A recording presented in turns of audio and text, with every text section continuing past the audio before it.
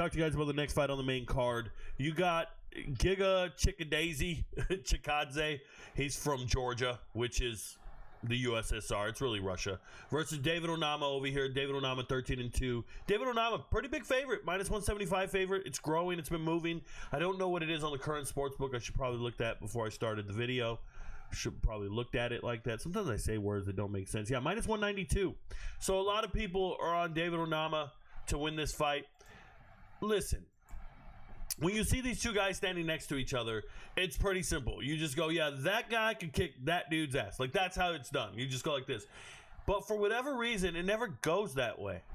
Like, Giga, he's a professional kickboxer. He can't grapple to save his life. But he can throw combos and maintain distance and spacing and angles, and he ends up outstriking you, and it's just like an accumulation of strikes, if you will, and he wins fights this way. Now, you saw him lose to Arnold Allen. Arnold Allen's a really good fighter. Going the distance, he did win one of those rounds, so there you go. Beating Bruce Lee, Alex Caceres. Okay, cool. We're going to decision again. Calvin Kattar embarrassed him.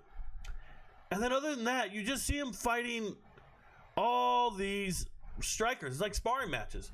They give him other strikers to go fight with. He got a 40-year-old Barboza, a 40-year-old Cub Swanson. He's fighting these old-ass dudes, okay? And he's just outpointing them and beating them. But if you go back to his appearance on Dana White Contender Series back in 2018, now I know it's 7 years ago, you're going to watch him get ran through by a grappler.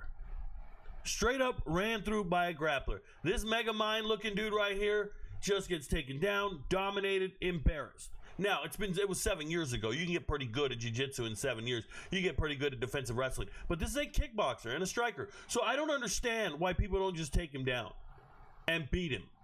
If you want to go out there and patty cake with the dude, you're going to be in trouble. Because he's kind of smooth with it, kind of slick with it. It is what it is. By the way, he's 36 years old. He's never been knocked out in MMA. So all the people picking David Onama, what are you picking? You're picking David Onama to knock him out in a kickboxing fight. How? It's never happened. You're just assuming it's going to happen. Well, if David Onama's knocking everybody out, why didn't he knock out Roberto Romero on 4 days' notice?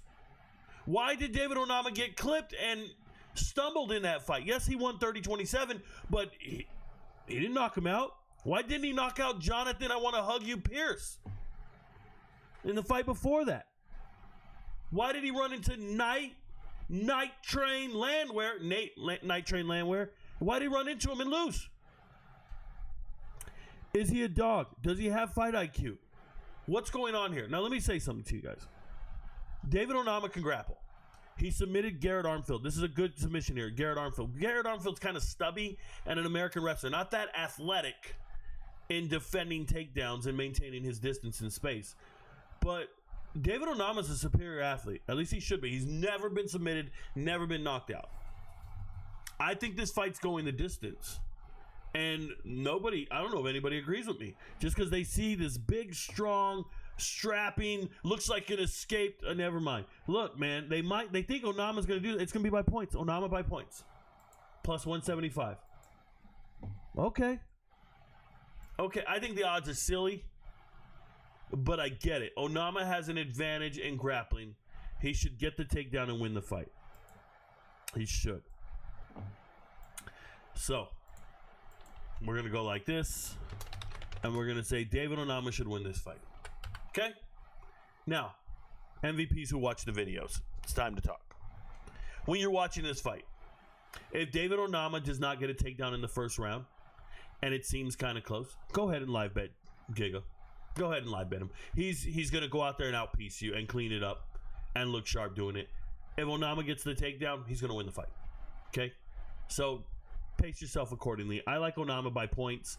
It's close enough to where you don't have to get too surgical. I would tell you that this fight, it frustrates me, and I probably wouldn't bet on it. If I'm talking to MVPs right now, I personally wouldn't bet on this fight. It's just too unreliable. Is Onama going to do the game plan? No one's ever done the game plan. Do you like Giga? You like Giga at plus 145? If you do, okay. If you like Giga, he's not getting a knockout. He's not getting a sub. There's no point in betting on Giga money line. If you like Giga to win the fight, if you're on the underdog like that, you got to go take him by points, and it's a plus 280. There is no reason to take that 154. You go 280 here, and that's it.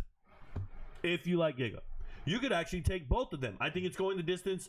Nobody's getting a knockout here. You can do this. You're getting back 380 total. And you're putting 200 out the door.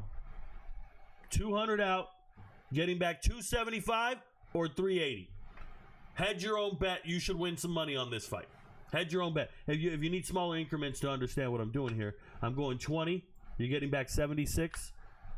And I'm going 20. You're getting back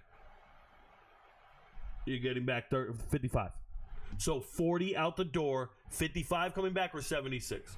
What's your ROI on that? It doesn't matter. You're going to get it right as long as they go the distance. By the way, will this fight go the distance? Is a minus 154. I love that. I love that personally. That's really good value at that moment. That's another 1 unit. Right? Be smart, MVPs. I got this fight going the distance, and I don't really know who's winning. I really don't. I got Onama there, but I don't know. So I'm going to do this, go the distance, and I think because it's a 150, I'm going to leave it black. I'm going to leave it as a lean. Okay? And remember, prop leans, all these prop leans. You see the black one here, the black one here, black one here, black one here? You bet those all straight across, bro. There's 4 of them. We're going to hit on at least 3 of them because we hit 63% of the time. I'm just doing math, bro. I'm just doing math. Your friends don't know, but Rico knows. Peace, y'all.